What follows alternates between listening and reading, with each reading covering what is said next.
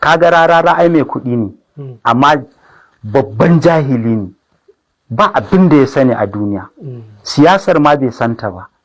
Waɗanda ya wakilce su ba abin da suka sani, su abin da suka ɗauka kawai rayuwa ita ce kuɗi. Ka gane ko? Kuɗin da za a ba su, to in suka yi kuɗi sai mi kuma. Ai yanzu ma suna da kuɗi, to me ya tara masu?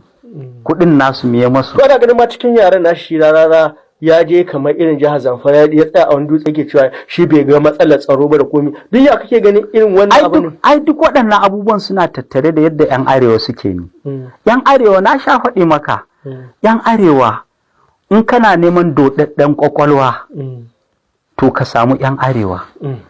Wallahi ni imanin da nai ko a 'yan arewa 10, 6 ba su san hannun damansu daga hannun hagunsu ba, ni ma ina cikin 6. 4 ne kawai suke wayayyu, 4 ne kawai suke da hange, kuma har shugabannin har masu ilimin.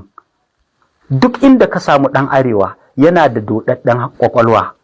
In ba haka ba, ya za a yi mutum ya je wa'azi a Kebbi ya koma Jos ya ce Allah ka ƙara ɗaukaka ma Ahmad Bola Tinubu ya kawo tsaro a Najeriya, ya ce ni da na je birnin Kebbi wa'azi na dawo Jos, wallahi ni abinda na gani kowa na zama lafiya lau kuma akwai tsaro a Najeriya. Sai wani ya ce akramakallahu ko dai jirgi ka hau, ya ce a'a ƙasa na bi. Ya ce tun daga birnin Kebbi har Jos ban ga wani abu wanda ya kama da rashin tsaro ba. Sai ga wannan shi kuma wai ɗan Rarara ne ko kanin shi ko mi? Yaron shi ko?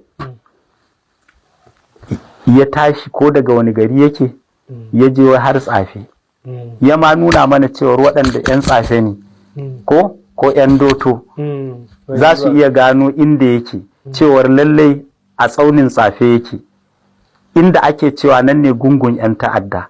Ya hau wani tsaunin ya sauka, ya hau wani, ya nuna cewar ana zaman lafiya a jihar Zamfara.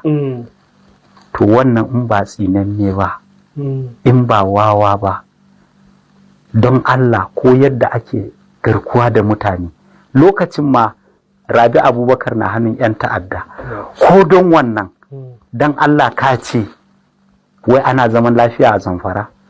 Last week abokina zai je Gusau, sai da suka wuce Funtuwa